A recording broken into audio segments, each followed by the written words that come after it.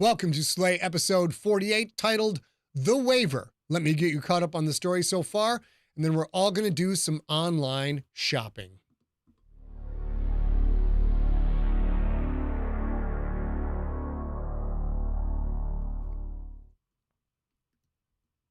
Oops.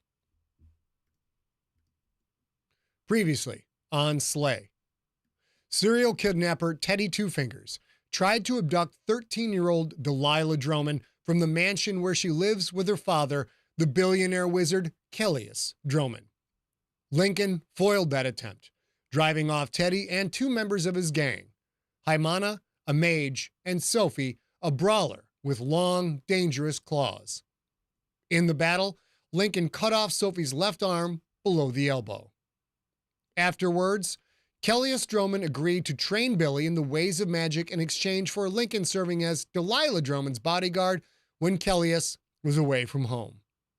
Now, Billy is in Cordis at Kellius's Nonagon, ready for his first training session, while Lincoln returns to the Droman mansion for his first shift protecting Delilah.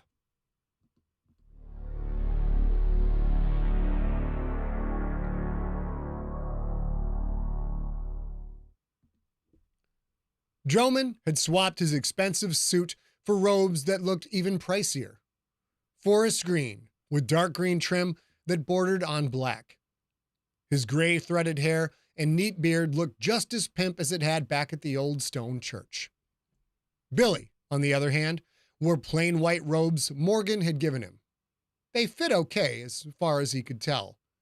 He felt like an idiot in them. Throw on a pointy hood and he'd fit right in at a Klan rally.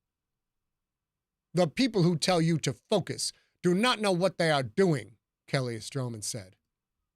Damn, but this guy was intimidating. Billy had 3 inches on him, yet even when looking down at him, it felt like looking up at a far more imposing figure. Droman oozed quiet power and total confidence. "Controlling your power isn't about focusing, Walter," he said. "It's about staying calm." It was bad enough Billy couldn't use his real name without this green-eyed wizard insisting on calling him Walter instead of just Walt. But to be here, to learn from a real wizard, it was a small price to pay. "Afraid being calm ain't my strong suit," Billy said. "I'll try." Droman gestured to the space around them.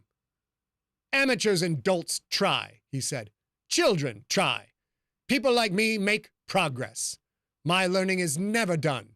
My full power will forever be just out of reach. Look around you, Walter. Does this look like a place where people try?" Billy hadn't been able to stop looking around. This shit was straight out of some Harry Potter training montage. The Nonagon was, indeed, a 9-sided room. So sprawling in size, Billy had to wonder if there was a sport in Cordis he'd never heard of, and this was a pro team's former practice space. The walls were made from gnarled, interweaving vines, each so large Billy couldn't put his arms around one and touch his fingers on the other side. Those walls curved inward and sloped up to a glittering green hunk of crystal, the size of a minivan, dangling some 100 feet above the tip of a 20-foot-high onyx pillar that rose up from the sandy floor. The crystal blazed with light. Not so bright you couldn't stare right at it, but bright enough to illuminate the Nonagon, like it was an early morning on a cloudless day. "Looks like a hell of a place to throw a party," Billy said. "Linc told me you made bushes come to life and attack him, and that you made some vine thing." "Linc told me that you made bushes come to life and attack him, and that you made some vine golem thing.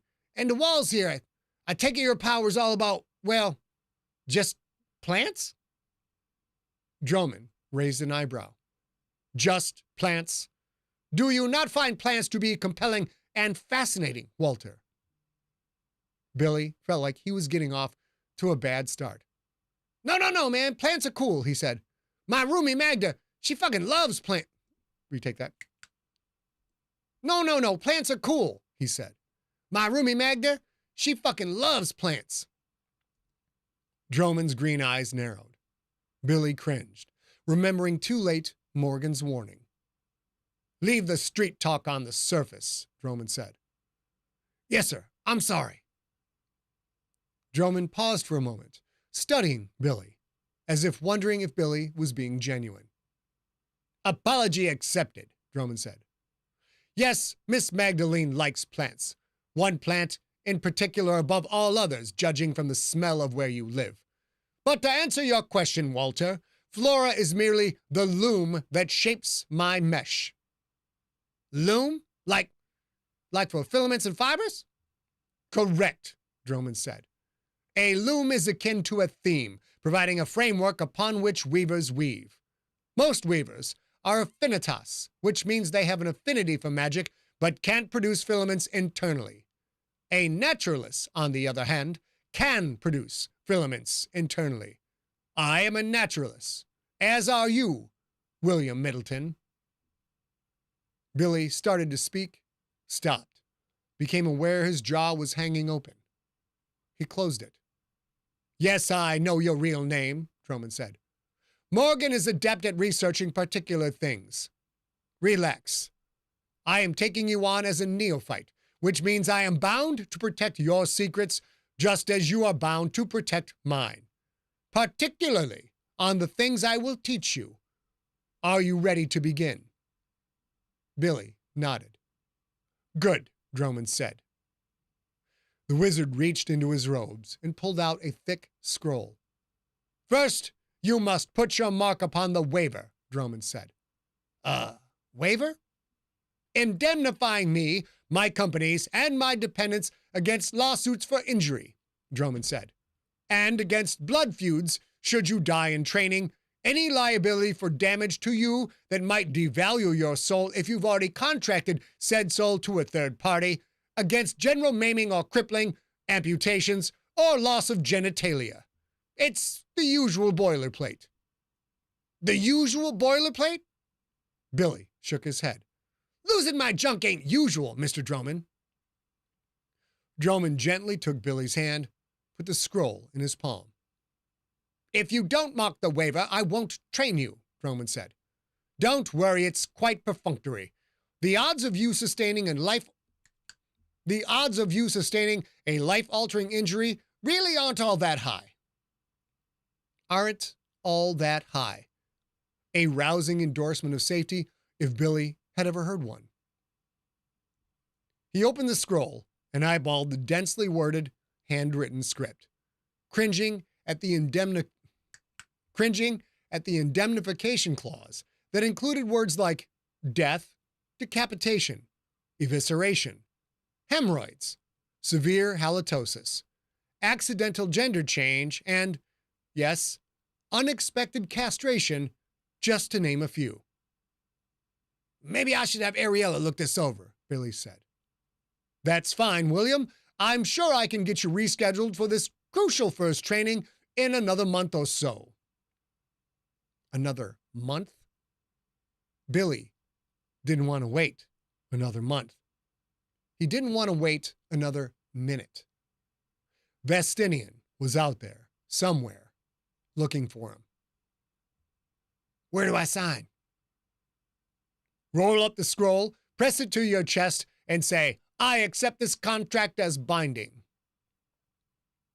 Billy knew he needed to do so fast before the smarter part of his brain, the one screaming, "Let a lawyer look at it, you idiot," kicked in. He pressed the scroll to his chest. It pulsed, throbbed in time with his own heartbeat. "I accept this contract as binding," Billy said. The scroll heated up. He felt the warmth through his robes, on his chest, in his chest. It glowed briefly an emerald green, then light and heat both vanished. Drummond took the scroll, slid it back into his robes, then gestured to the onyx pillar rising up from the sand floor's center. "You have made the right choice, William," he said. "Step to the pylon of pain and let us begin."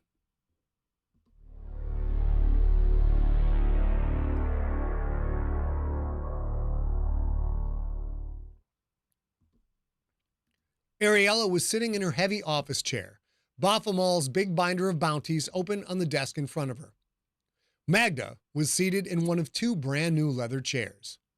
They looked expensive.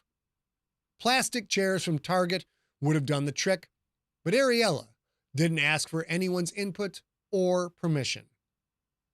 "This'll be your first time as Lincoln's virtual wingman, so you choose," Ariella said. "Pick one that brings in something of value, though. How about this?" She turned the binder and slid it across the desk. The binder page showed a sketch of a muscled creature covered in thick white fur, in a cave, gnawing on the foot of a leg that had been ripped out of a hip socket. "The Wendigo in Wisconsin," Magda said. "No, not this time." "But it's 300 gold." Magda flipped the page. "Did you say I could pick or not?" Ariella grimaced. "I did, but you should pick that one. It's 300 gold, I know," Magda said. She stared directly at Ariella and slowly flipped the page. Irritated, Ariella pursed her lips, but said nothing. Magda looked at the new page. It showed a sketch of a wild-haired, dead-eyed woman, a snake wrapped around her chest and neck. She held up the tail and the head as if offering it to anyone stupid enough to hear her words. "This is the one," Magda said. "Aloha in Louisiana." Ariella half stood, leaned closer to the binder. 15 gold? That's not much." Magda shrugged. "Well, it ain't much of a monster. Gotta watch out for the Loa's boa, though. Linc should be able to handle it." "And I should be able to handle it as well," were the words that went unspoken. Ariella sat back down, heavier than she needed to, making her battleship of a chair rattle. "You sure you can't find a bounty that's a little more dangerous?" "If by dangerous you mean richer, no, I can't," Magda said. "I haven't done this monster hunting shit in years. Can you let me will you let me get one under my belt before we go after bigger targets?" She had almost asked Ariella for permission. Ariella was not the boss. She only acted like she was. Ariella pulled the binder back across the desk. "The business acumen that you and Lincoln shows goes a long way to explaining the condition of this church. Before I arrived, anyway." She closed the binder, patted the human leather cover. "Oh, well, gotta walk before you can run, right?" "Something like that," Magda said. "When is Lincoln's shift with Delilah up?" "Midnight. He and Billy should get home about the same time." Midnight. Perfect. Lincoln always liked hunting in the wee hours. Magda stood.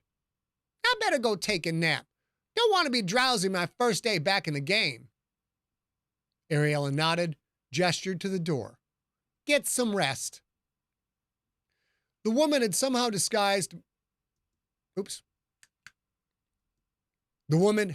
dismissed Magda, despite it being Magda's decision to leave. Ariella just had to control things, even when things weren't in her control. Let her think what she wanted. Magda really did need some sleep. Come midnight, Lincoln would go hunting, and for the first time in a long time, Magda would be with him. In spirit, at least, but that was better than nothing. She hoped.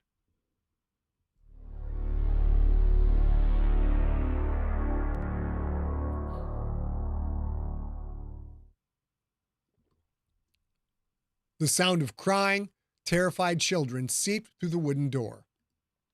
Some people complained about the sound. Not Teddy Two Fingers. To him, it sounded like music. It sounded like money. A naked Sophie lay on her back atop a thick table, her right hand clutching her severed left forearm and hand to her chest like a child holding a stuffed animal she believed would chase away some intangible evil. Haimana stood by her side, swaying slightly, a vision of dark mesh and dangerous sex with her long cornrows brushing Sophie's skin. "Haimana," Sophie said, looking up at her with wide eyes. Can you fix me?" The tremor in Sophie's voice sickened Teddy. Did she think she was the first person to be maimed? "Of course, darling," Haimana said. "Just be still." Haimana had such a soothing voice. And that body of hers, the way those silk kimonos she wore hugged her curves. Not that Teddy would ever put his cock in that crazy. Her mesh took the form of insects.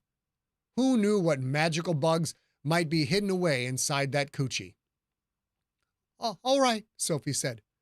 Can we have more light in here? I don't like the dark." If she didn't like the dark, she shouldn't have agreed to Teddy's terms.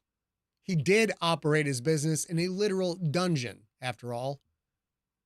Haimana petted Sophie's sweat-slick forehead. "You know I'm not fond of the light," Haimana said. "Just rest. It will be over soon. You'll be as good as new. I promise." Sophie opened her mouth to say something else, but fell asleep, her head tilting to the side. Haimana turned and floated toward Teddy. Damn, even the way she moved, and those pale blue eyes, all blacked up like she was heading to a goth rave. "I put her to sleep so we could talk," Haimana said. "I can't reattach Sophie's arm. Something about Frank's blade is dark magic. Its filament residue blocks any proper healing." As if Teddy needed to be told that. When Haimana's flying giant centipede had snatched up Sophie, it had grabbed her severed arm as well. Teddy checked his watch, reminding himself for the 100th time to switch the watch to his left wrist, when on his right, he couldn't avoid looking at the gnarled stubs where his ring finger and pinky had once been. "We need to be at the next target in 3 hours, 12 minutes, he said. "Can you have her back in action by then?" Haimana glanced over her shoulder at Sophie, who remained asleep, her forearm stump resting on her naked breast. "I can." Haimana looked at Teddy with those "I will fuck you straight to hell and you'll thank me for eternal damnation" eyes. But in that short time frame, it might not be what she hoped for. Like Teddy gave a shit. "Life's a bitch," he said. "Have her ready to fight. Frank's fucked up our first choice for foreman, so we move to number 2. I'm not missing this one, Haimana. You understand?" She smiled. "Of course. I will have her ready." "And you're sure that Drummond can't track us here?" "I was his neophyte for 5 years, Haimana said. "I know his mesh almost as well as he does. He can't find us here, Teddy. No one can. You know that." She was right. He had picked this place for a reason. "I am more worried about Frank's," Haimana said. "He's not a mesh worker, yet he found us at Drummond's. Can he find us again?" "He got lucky. I think that prick Thoko ratted us out. I'll deal with him soon. As for Frank's, he's been looking for me for years. He'll lose focus soon enough and crawl back into the bottle. You get Sophie ready. We've got clients. We need the factory fully stocked. If we don't get another foreman for the overnight shift, we'll fall behind." "I will keep us on schedule," Haimana said. The corner of her mouth curled up into a seductive grin. "I want to hurt Kellius Drummond. You promise me that we can take another shot at his daughter?" She framed it in a question, but in reality it was a demand. Help like her didn't come along often. As powerful as Haimana was, Teddy did not want to make an enemy of her, as Drummond had. "You know we will," he said. "Get to work." Haimana nodded once, then turned toward the table, her kimono swishing out around her, giving him a brief view of her legs. Those, too, were all kinds of fine. Teddy opened the door, sighing in the glorious, money-making cacophony of fear. He stepped into the hall and closed the door behind him.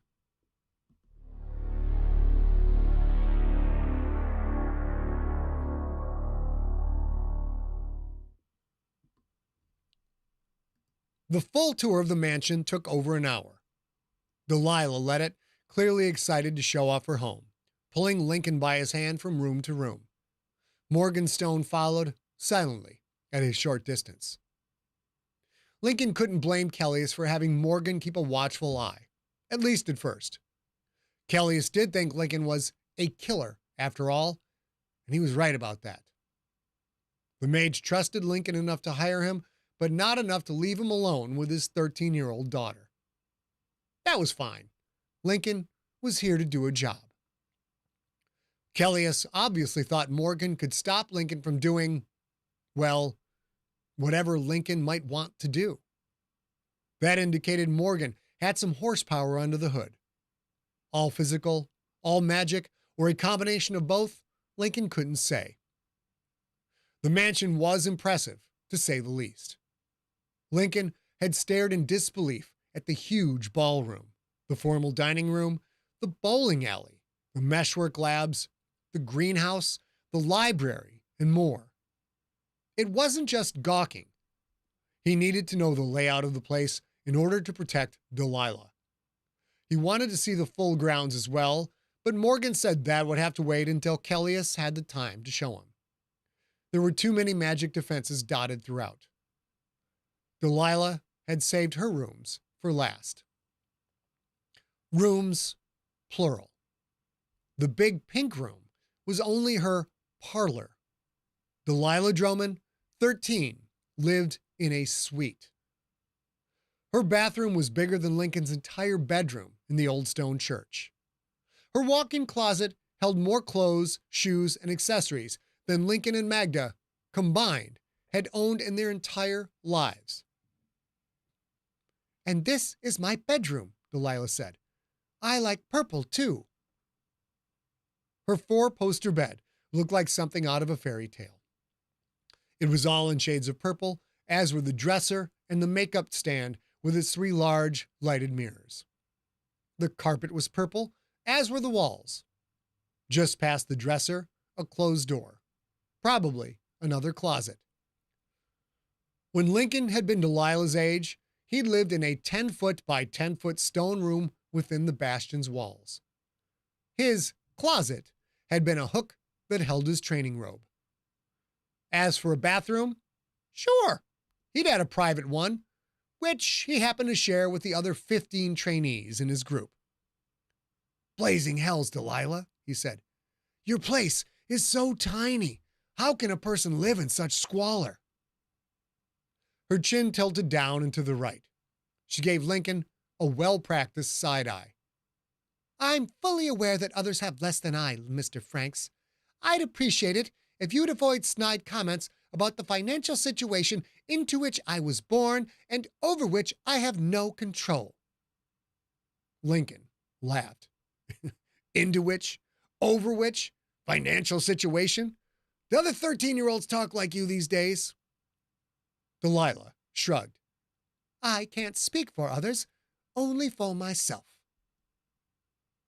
Maybe this girl wasn't the spoiled brat he'd assumed she was. "All right, that's fair," he said. "I'll try to not give you shit about being richer than Taylor Swift." "Daddy hired her to play my 12th birthday party," Delilah said. "It was fun." Fuck a duck. Just how much were the Dromans worth? All this bounty, all this splendor, while Sam was trapped on the shelf. Lincoln pushed that thought away. Delilah had nothing to do with Sam's situation. Nor did Kellius. "Well, I just hope you appreciate what you have," Lincoln said. "Your rooms are really fucking nice." The sound of a throat being softly cleared. Lincoln turned to see Morganstone standing a few feet away. He'd forgotten she was there. Or he was there. Whatever. Language, if you please, Mr. Franks, Morgan said. Mr. Drummond does not like cursing. Delilah crossed her arms. Daddy is not fucking here, is he, Morgan? Lincoln is my bodyguard, not yours. He can talk as he fucking sees fit. For the first time Lincoln had seen, Morgan's face showed an actual emotion. Annoyance. Clearly, there was some ongoing tension between these two. Delilah grabbed Lincoln's hand. I saved my favorite room for last. Want to see? There was even more to this place. Lead on, Macduff, Lincoln said. Actually, it's lay on, Macduff, Delilah said. It's oft misquoted. Oft misquoted? The girl had a dictionary for a brain. Delilah pulled Lincoln to the closed door. She opened it to reveal a room, yes, yet another room, with a widescreen TV, a couch, packed bookshelves, and a desk with 4 large monitors and a wild-looking purple and pink ergonomic chair. Have a seat at the desk, Delilah said. I want to show you something really cool. As Lincoln stepped into the room, Delilah blocked the door with her body just as Morgan tried to enter. Yeah, no, Delilah said. Members only. Sorry. Morgan's androgynous face showed a second emotion. Anger. Delilah, your father told me to. In the same fast motion, Delilah stepped back and slammed the door. She ran her fingers down the frame. Pale green meshwork energy sparkled. Delilah, Morgan called out. Your father said you're not supposed to lock your door. Delilah rolled her eyes and let out the most put-upon sigh Lincoln had ever heard. I'll call you if I need you, Morgan, she said. I'm good for now. Thanks. Bye-bye. Okay, maybe she was a little spoiled. Delilah grabbed Lincoln's hand and pulled him toward the desk. Sit. Honestly, you'll love this. He sat in the chair. A computer keyboard lay on the desktop, decorated in purple and pink stickers. This is where I do my gaming and shopping, Delilah said. You told Daddy you needed a new motorcycle. I thought you and I could shop for it together. I saved a few pages. She tapped the space bar. 4 screens. The 4 screens flared to life, showing sites for Harley Davidson, Curtis, Arc Vehicle, Damon, Ducati, Augusta, and, ooh, how nice, Verge, the maker of his previous ride. I also took the liberty of contacting some custom shops in Cordis, Delilah said. They can modify what you pick out. If Daddy has to be away making money all the time, the least I can do is spend some of it for him. Wouldn't you agree, Mr. Franks? A touch of bitterness to her words. So Delilah's current form of teenage rebellion was to spend way more than she should? He could get behind that. He certainly could. Delilah, my old friend, you can call me Lincoln.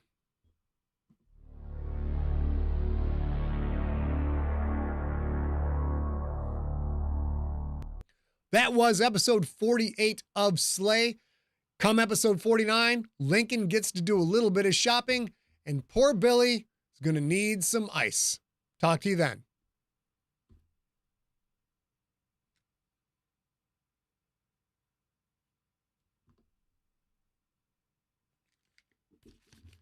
All right, ladies and gentlemen, the gosh darn record button didn't seem to be on. I'm not sure. We'll have to see in a minute. Actually, I'll peek right now. Because I can do that. Because I'm a wizard, goddammit. Baby girl, come on up. I'm a technical wizard who can do amazing things with technology and things with keyboards and shit like that. Boom. And yes, I did get it. Done. Click the Remux button. I'm not going to tell you guys what remuxing is. It's very fancy. It's very, very fucking technical, and you simply don't need to know. Welcome back, Spike. I assume, Spike, that is one of the many junkies who don't want to hear the story live, want to come back and hear the edited version that drops every Sunday. So, A Real Girl herself is on her way up. There we go. I had to get a chair. I had to get a chair for her. Hold on, let me see if she needs the door open.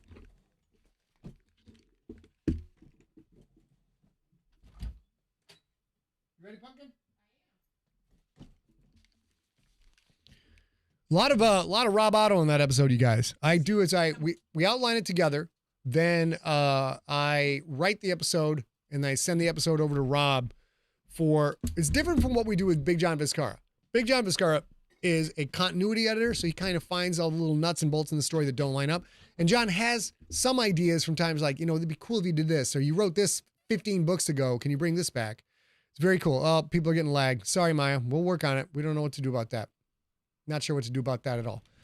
Lag cleared. Perfect. Rob, on the other hand, is more of a co-creator classification.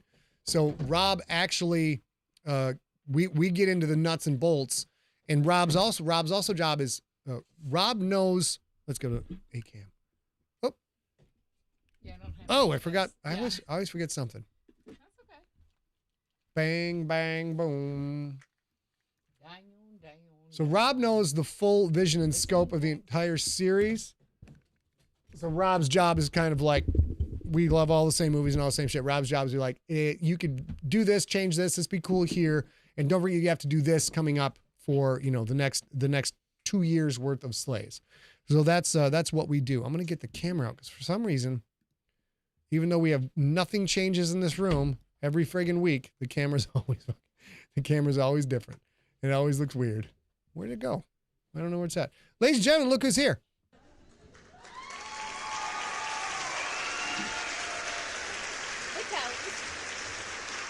Let me unmute you, sweet pea. All right, you're unmuted. You should be able to hear yourself. Can you hear yourself okay, babe? Yeah. Friendos. The Friendo Legion. Let's see. So saturation's a little bit. Oop, that's too. Bring that back up. Brightness down. There we go. Ah, look at that. Very nice. Very nice. Very nice. Very nice. Hey, baby, how you doing? I'm good. How are you? I'm good. We can't tell you guys what's going on yet. It's not a movie adaptation. Calm the fuck down. There's some very big news going on. And also, there's volume. Oh, sorry. Some big news going on. We've been working on this thing with Slay 1 for a while, and we are very, very precipitously close to seeing if it comes through. So we'll have more news for you there. But A's been slaving, working away. Can you scoot a little closer to me, babe? I can. My watch was going crazy during that whole episode. It was bonkers. I know. You put it down, so I put it on my wrist to fix it later. Oh, that's because that's like going, do people do that now, going steady? The kids like, can I wear your watch? Can I wear your smartwatch to history class? With us, back in the day, it was wearing the football jersey. I need you girls know. You Gen X girls know the little. I'm sure they still use the paper thing, right? You know what? I bet the fortune teller. I bet someone has made a fucking app that makes the little paper thing, so you don't have to make the paper thing. It's just an app. I guarantee it. Want to know. I guarantee it. Let's make this bigger. Oh yeah, so you can see that. All right, ladies and gentlemen, we are going to cover some extra stuff here. We are obviously done with the episode. So if you want to jump back in and let me find the chat, hold tight. We're going to get into the actual real content in 1 second. I don't think you saw it. Shoot. It got a little bit of a slowdown and it fixed it. It fixed itself. I don't know what to do about that. At this point, unless you have a ton of tabs open on yours. I didn't then. We have the most expensive connection we can get where we are.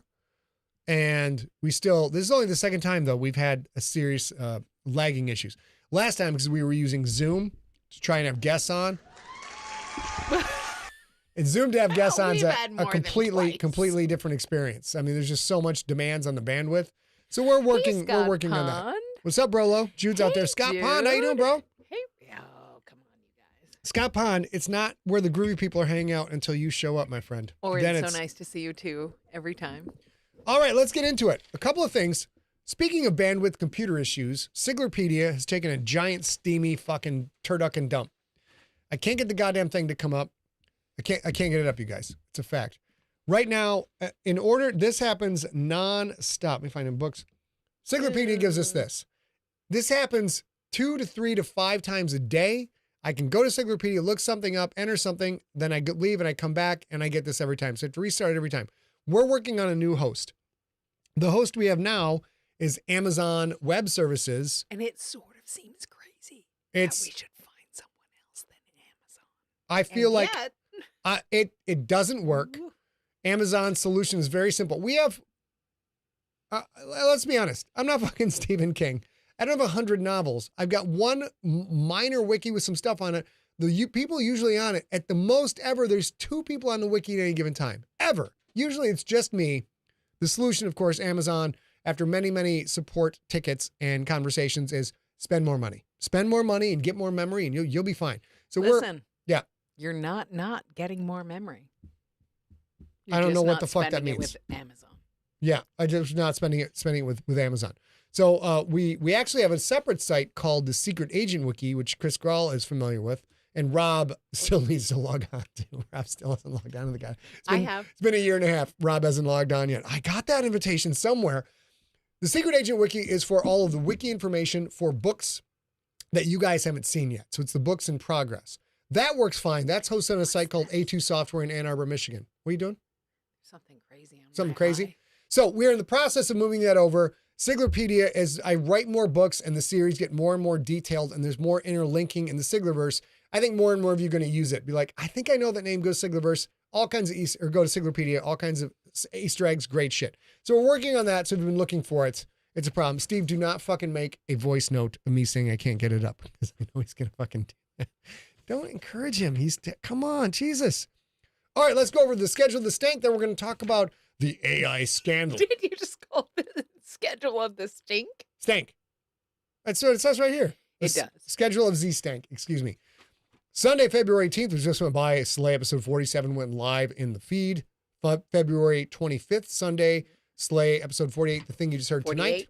48 tonight will go live in the feed. Wednesday, February 28th, next week at the same time, Bat Channel, live read of Slay 49. Saturday, March 2nd is, of course, the Steve Rickyberg's Junkie Meetup, where junkies from all over the globe, all over this flat earth, all over this globe, can come hang out and chit-chat and do other stuff. Don't glare at me. I know the world is flat. I'm not stupid. I'm not a sheep. I'm not a sheeple, people. I know the world is flat because it looks flat to me. Through your squinty eyes. Join them on March 3rd. It is a marathon. Steve is a legend. 7 hours. 7 hours.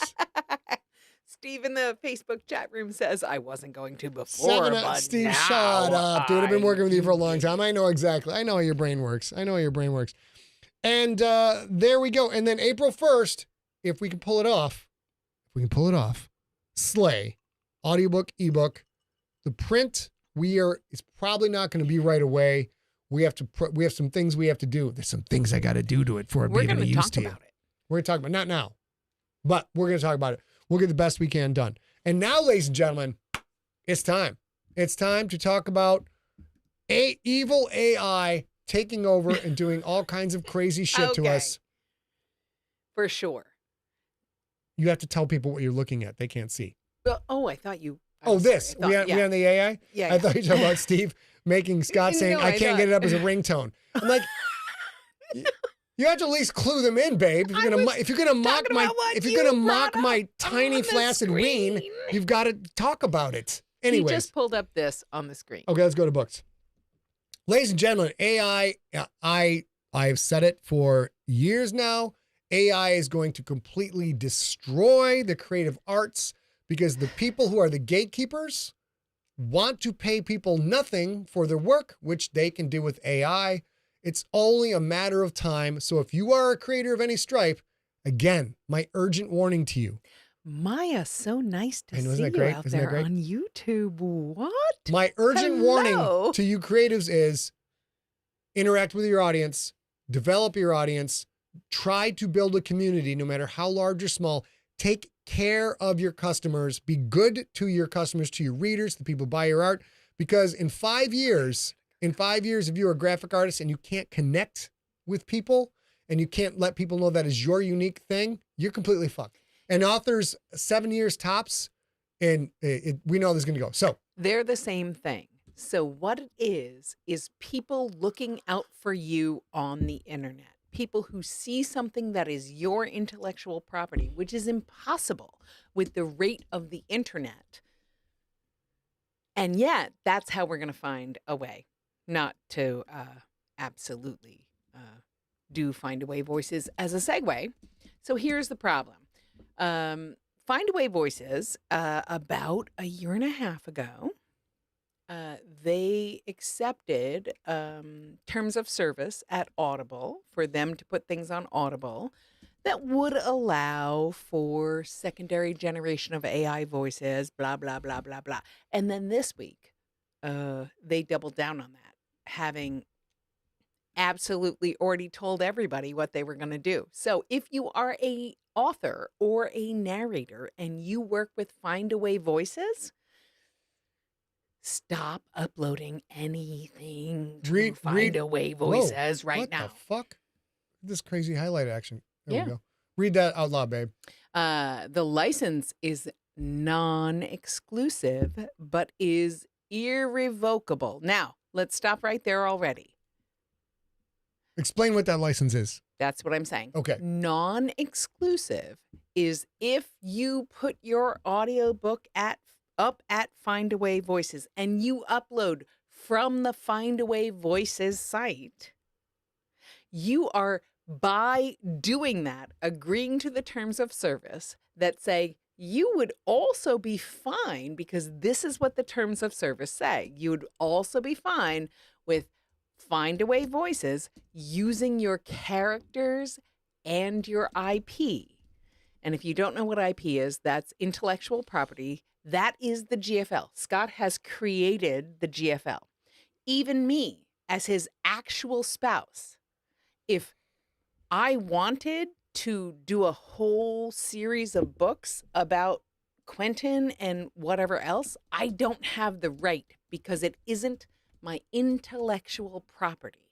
I don't own Quentin as much as I own the GFL as a partner at Empty Set. Nonetheless, if you upload directly to Findaway Voices, you are saying that they can create AI stories completely with your characters and your world and everything That's crazy. You made. That's bonkers. Forever in perpetuity. Non-revocable. Non-revocable. I feel like I should be in like a tan tweed suit and being the DA in a small southern county. I don't have a lot of hair, and most of it is purchased, but I feel like I gotta, if you're gonna be the non-review. Non-revocable. Non-revocable. Now, I just listen. choke myself out saying non-revocable. Oh, so there's a little water. Let me take a step back and then just to encapsulate this in case you came in late or didn't hear it. Findaway Voices is an audiobook company where you can upload your audio and have it available to a world marketplace in various venues. They were an indie-only platform. They got bought out by Spotify, and Spotify's clauses got grandfathered into Findaway Voices. Findaway Voices, of course, now their Spotify subsidiary, was fine with it, and then authors started to be like, hold on, motherfucker, because sometimes authors actually read the fine print, and this became a scandal, and Findaway Voice like, yes, we must fix this. So they rewrote the terms, they rewrote the agreement terms, and these clauses we're talking about did not go away. They are still there. So now, and we don't have our books in Findaway Voices. Baby, continue. We do not. We have never uploaded anything exclusively to Findaway Voices, but I will tell you, if you are an audiobook listener, many of your favorite writers, many of your favorite narrators, many of your favorite graphic artists, it's all three, have shared things with Findaway Voices that moving forward, if they sign that same contract, would allow Findaway Voices and any AI generator they engage with in the future to create IP based on your IP Are you sure it's now? I'm going to ask you this: are you sure it's IP? Because I thought this is primarily machine learning. So what they're doing is they are if I upload to Findaway Voices, according to the contract that I would sign before I upload, they are allowed to feed my work, my IP into the That's where your IP is. Into the AI algorithm, which teaches an AI how to write like Scott and broader market, how to write like best-selling sci-fi authors, broader market, how to write like best-selling authors in general, broader market, how to write like professional authors. These are all concentric circles expanding out like the rings of a stone thrown into a pond. AI gives you the ability to scan all of this stuff, create categorical tags identifying who the author is, and then later on, somebody can be like, my final exam in English is a novella about sports and sci-fi. AI, if I was signed up with Findaway, AI could be like, great, we're going to grab all these authors, boom, here you go, here's a story that was done in 12 seconds. That's what I understood this to be, but not actually use they can actually use my your characters? IP. Yes, because your IP is your characters. So when you upload to Findaway Voices, any book that you upload on your own, every bit of your IP is now manipulatable into future works. Here's a comment from somebody in this article. I'll point out this source in a second. They've shown us their end goal. Exactly. Let me go to books. Where's books at? Hey, where's books at? Boom. The hell's going on? Hold it, give me a second, you guys. I screwed this up. Books. There it is. They've shown us their end goal. It is exactly how they treat musicians. Mm-hmm. It is time to pivot to other channels. Yes, this means you can't get into U.S. libraries at this time. It's better to not be in libraries than to lose control of your intellectual property. Let me take a moment to talk about this source. This is Victoria Strauss, who has a site called writerbeware.com, all done up in one word. And this human is absolutely fantastic. This particular human has spent well over a decade now, I believe, perhaps even longer, writing Gary, nice to see you too. Writing about scams. Gary Lindros, what's up? Writing about scams, writing about people who predate upon authors, writing about people like, for just $2,000, I can get your book into Amazon. And people, of course, are excited. People want to be an author. They want to be in the store. So they read this and they think, oh my God, I have $2,000. I can borrow some from grandma. And people sign up for these scams all the time because it's a great scam and it works very, very well. So writerbeware.com, Victoria Strauss, writerbeware.blog, apparently.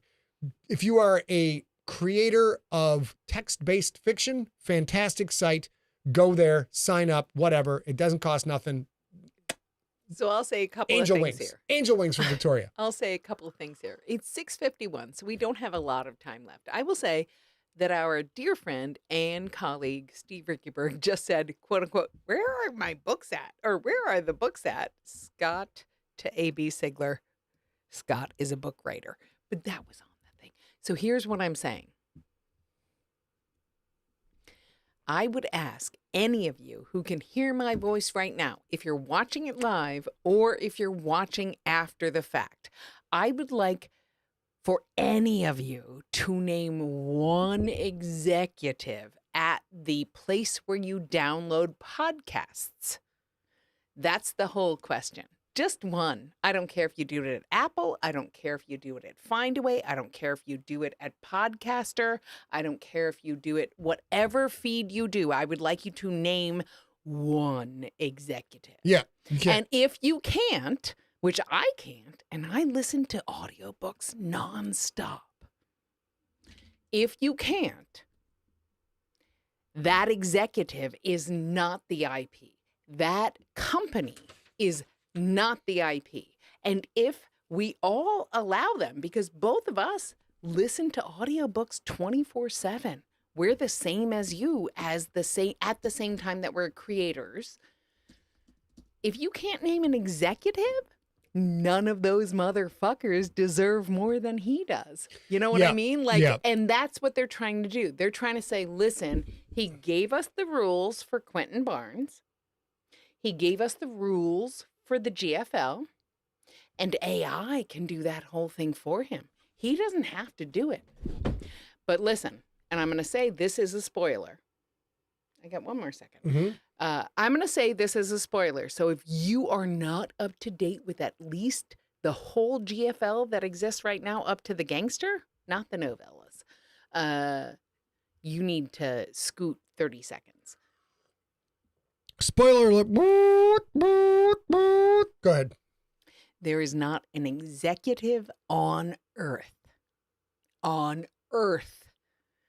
that could have done Gredoc's timeline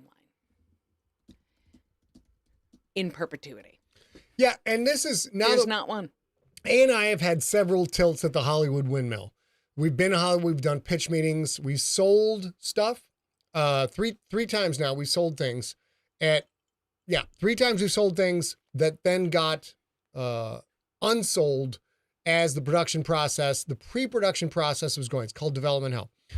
And I've been in a room now, I'm going to guess, with 20 Hollywood executives around that ballpark. Yeah. And these are very sharp, smart business people.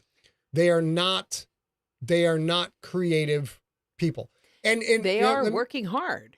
And not only are they working hard, their skill set is a skill set that I do not have.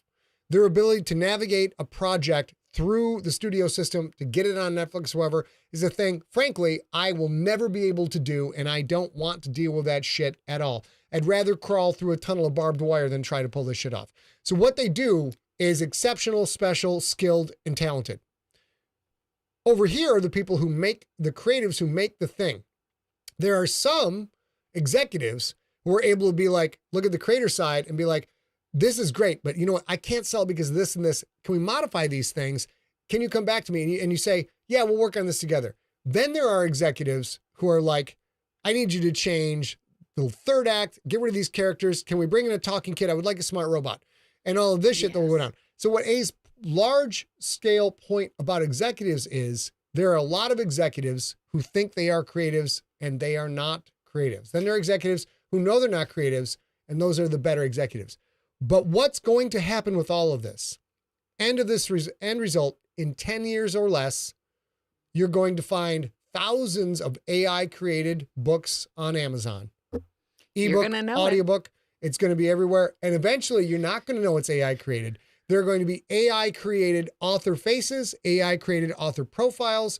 You are not going to be able to tell the difference between a real person and an AI fabricated author. And then on top of that, you're going to have actual authors who have been dead or have just phoned it in, who have now multiple books coming out. If you guys don't think James Patterson is going to let AI write a James Patterson book, come on, man. This dude is a machine.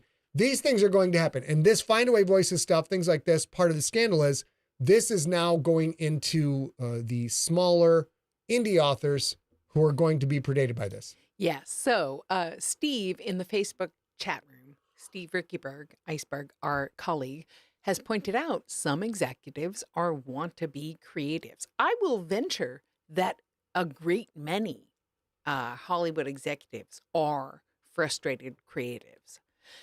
I will also venture that there are two subsets of them. One thinks all they got to do is manipulate the technology. And then there's the other half that sort of feel like, yeah, no, I get it. We need human interactions. And I'm just not that good at human interactions, but I want to make it better because we met some of them. But here's the thing. We're going as a collective, all of us who enjoy entertainment are going to have to eventually reject the weird 7-fingered AI version of audiobooks that are not great. But what I would suggest right this minute, if none of you have read or listened to Fahrenheit 451, do that right now. Do that right now. Look, A and I, this is one of the few areas A and I disagree. In a decade, in 2034, I promise you, you will not be able to tell the difference between a human author and an AI author, unless it's an author you just said 2024. 2034. Oh, okay. I don't disagree with that. By 20, oh, yeah. So this precious notion that, oh, I'll be able to tell when I see AI because I am a human being with fine taste and I understand the depths of the human emotion and the soul and I can spot a fake from 1,000,000 miles away. You are wrong. You are wrong. By 2034, if not much sooner, there will be New York Times bestselling authors that are not actually real people. Mm-hmm. And I'm including in that dead authors, let's say the Anne McCaffrey estate. Dragonflight, Dragon Quest, Dragon Singer. They sell everything off. You're going to get pretty good novels written by AI that are going to be Anne McCaffrey style and will have her name on it. And it's going to happen. And me personally, I think what will happen is the Sherlock Holmes estate, the Roald Dahl estate, and the William Shakespeare estate will... Is there still a William Shakespeare estate? Well, that's yes 4 and no. centuries, man. Is that still around? Well, there's stuff that still exists. So, like some of the IP is general, but like there's the Globe and shit like that, right? Got it. I think like these things, Sherlock Holmes for sure, Mary Shelley probably not, Shakespeare absolutely, Roald Dahl absolutely. They will actually sell their likeness, just like James Earl Jones did a decade ago. Yep. No, so you got continue. Yeah. They will sell, like, yes, feed everything into your AI from William Shakespeare or Roald Dahl or whatever. David Lamb asked a question. If they are really good, will most readers care? That's exactly the point I am making. As I've said many times on this live stream, if you write the hero's journey story, which is the anchor to the most popular franchises in the history of mankind. Star Wars, Harry Potter, The Matrix, you can go on and on. If you don't know what the hero's journey is, look it up. It's a documented analysis of the commonalities between all of the long-standing historical myths and legends across all humanity, not just Western European culture. So Star Wars is following the hero's journey. This is stock stuff, man. If you want to make another version of Star Wars and just change the names, you guys could sit down and do it yourself. If you don't think that an AI is going to be able to replicate a very good Star Wars, then you don't understand storytelling and you don't understand how easy some of this stuff actually is. But you got to remember there's 2 elements to this. There are literally thousands of heroes' journeys, Star Wars ripoffs, Potter ripoffs in the Amazon store and the Kindle store right now. The difference is only some of those get Amazon's marketing boost.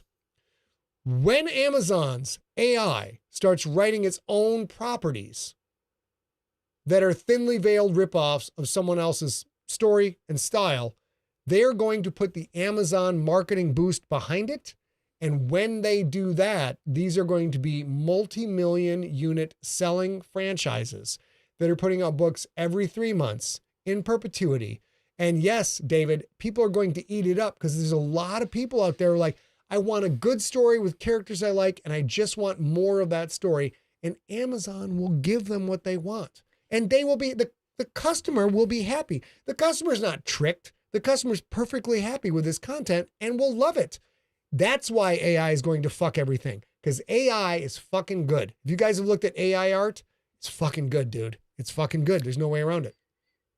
It's fucking mostly good. And I am mostly agreeing with him. But I am going to say that in these next 5 to 7 years, we have time to train bullshit AI and say, yeah, so here's the thing. You just choose what everybody buys and reads, and that's pablum. Right? I do think in the next 5 to 7 years, we can train the AI that was trained by our engagements, the things we bought and loved, and the writers who we bought and loved. We can train them to be more human. I don't think we will. David's got another question. And actually, Dawn Shipley in the chat room says The Lion King is a ripoff of Shakespeare's Hamlet. Yeah, because Hamlet's a part of the hero's journey part of the thing. Don't she's Shakespeare crazy. Don't get started on Shakespeare. But it's a known ripoff. It's a known ripoff. It's a known ripoff. Because the Lion Shakespeare's King public is domain. Absolutely Hamlet. I can write it. Nobody denied that. And here's the thing for y'all. I'll get to David's question in a second.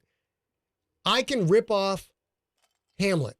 I can write my own version of The Wizard of Oz, much like they did with, what is that musical they make, Wizard of Oz? I mean, you're talking about The Wiz, but that was... No. The new one. The Wizard of Oz, where the Wicked Witch of the West, the main character. Wicked. Oh. Wicked. It's public domain. So this person was able to take one of the most popular fictional properties in the history of mankind, but because it's public domain, they just went ahead and wrote their own version of this, and they made a fuck ton of money. No, okay, if I'm wrong about that, let's. Yeah, Wicked is a character that existed, but not the story that existed. Right. It's a public domain character in the context of the story of The Wizard of Oz that's hugely popular. So we're already doing this with human authors. With human authors, we are taking existing things that are hugely significant in the Western culture and reproducing them with a new skin and a new name. And I'm sure this is going to happen in Eastern cultures as well. If it's not already, I'm just not up to date on those. These legends that have persisted in the human consciousness for thousands of years, you don't have to pay anyone to rip those off. You have to pay anyone to rip off a story about Pegasus or Hermes or Apollo or Zeus. Any of these stories, you can make all of these. So what you've got is money-making organizations with technology that is going to be able to write these things on their own on either IP, either public domain properties or IP-free properties, or just sort of like, I'm not ripping off Star Wars, I'm ripping off the hero's journey, which would require Lucas to sue the guy who made the hero's journey, who's dead. Anyways, it goes on and on. The point is, this shit is easy to replicate. It's only a matter of, can it emulate a human writer making a story? It already can. Then you've got a good product that is similar to thousands of other good products over the past 200 years that have sold a ton of copies and made a ton of readers happy. And then you add on the ridiculous marketing prowess of a company like Amazon. And now Amazon is making a ton of money without paying any advance to an author, without paying any royalties, and just soaking in the bucks. And yes, human authors are not going away. They're still going to be there. Their market share will be smaller because there's only so many hours in a day people can listen to entertainment. And I have to be honest and say, Shakespeare in Richard III said, there is nothing new that a human mind can imagine but the retelling in a different way. Like, we understand that human stories are human stories, but it does take a craftsman, I believe, to tell a story that's outside your own life that you actually want to engage in. Like Scott, right? Like, or Richard Cadre, Kevin Hearn, Jim Butcher, all the people we love to read, Stephen King, all those, right? But it does actually take a mind thinking about the,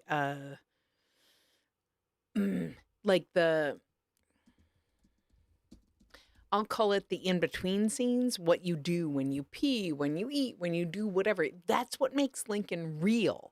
That he's hungry, that he wants to get high, all those things, right?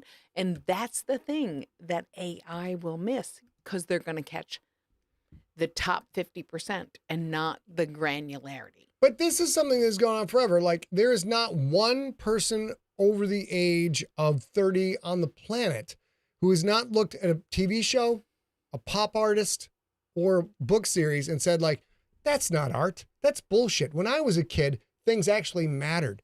This is something we have done forever and a day. So here's what's going to happen. Maya brought up, it's almost like we need a thing to verify whether something is AI or not. I think it's going to come down to something as simple as this. The United States used to be the premier manufacturing country in the world. We won World War II because of our manufacturing prowess. Our ability to make more good things faster than any other warmongering country. And Britain had its moment when it was the industrialist capital. It was doing mass production. America took that over and won World War II simply because we could make more stuff. We could make ships and planes faster than the enemy could destroy them or sink them. Made in America is a thing that only came around when Japan started to surpass America in manufacturing technical prowess and quality. And all of a sudden, all this Japanese stuff is flooding the marketplace. So Made in America became a thing. What we're going to see is similar to Made in America, Made in the USA, or this right here, Made in Detroit. This logo is made by a gentleman who's playing a band called Big Chief, which was a Detroit band. And made, for example, you're going to see Made by Humans is going to be a decal or a logo or a graphic that gets applied to everything made by a person. And Maya, this will be the kind of thing that will determine where you spend your money.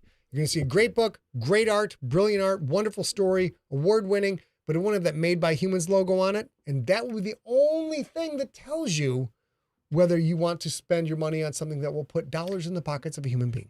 But how do we know that that logo that you just showed is actually made by humans? I believe that's going to be a bridge that the PR disaster for a company like Amazon trying to claim an AI-generated book is made by an actual human being that can't show up on camera and defend themselves. I don't think there is a marketer in the world who's going to try and take that on, because it's a company killer. It's the kind of thing where once a company says, no, this is real author, real fiction. We found this person in Kansas, and she's just great. She's 12, but look at the genius she is. The second that gets outed and revealed as, no, that's AI, no one's ever going to listen to that company ever again. Amazon's not that dumb. Microsoft is not, Apple, not that stupid. So there will be great stuff and people will buy it, and the biggest thing, people will enjoy it. They'll feel like they got value for the money they spent, and that's fucking okay. That's capitalism. But there will be a defined logo at some point that says Made by Humans, and that logo will be the only thing that's going to tell you if you are buying from an AI or a human. But I'm sorry, you won't give a shit. In 10 years, you won't give a shit. You just want a good story. All right, baby, finish it up. She got nothing. Yeah, well, I mean, that was super depressing. Because it's depressing, man. But I will say this, Kim Hansen. Oh, thank shit. you for Martin, staying this up. Martin says A Handmaid's Tale. Sorry, I got interrupted. Yeah, we tried to do it 10, 12 years ago. We're going to try and do it again, and we are absolutely going to be uploaded eventually. Shit. Shit. Oh, I got to fix it. I just blocked someone by mistake on X, on Twitter. So baby, can you just vamp for a second? Let me fix this. Sure. I'll try and vamp. Oh, real quick. Every now and then I try to respond to someone on Twitter, and where usually the click this, hit respond is exactly where block goes with people from Twitter. So I block people from Twitter. I'm going to fix it right now. I'm going to vamp in the meantime. It's February. We're almost done with February. We got Slay coming out next month. Well, April, a little bit. However, we got Slay coming in Paul next couple Inman, if that was you, you should be free from purgatory right now. Okay. And I don't disagree with him that 15 years from now, we won't be able to tell. But in the next 2 to 7 years, we can tell. And that will make our enjoyment of fiction better moving forward. All right, ladies and gentlemen, we'll be back on Wednesday, February 28th for Slay episode number 49. I think it's going to be a smoker. I think you guys are going to enjoy it. Until then, why don't you stay smart? We need you to stay science. And for the love of science,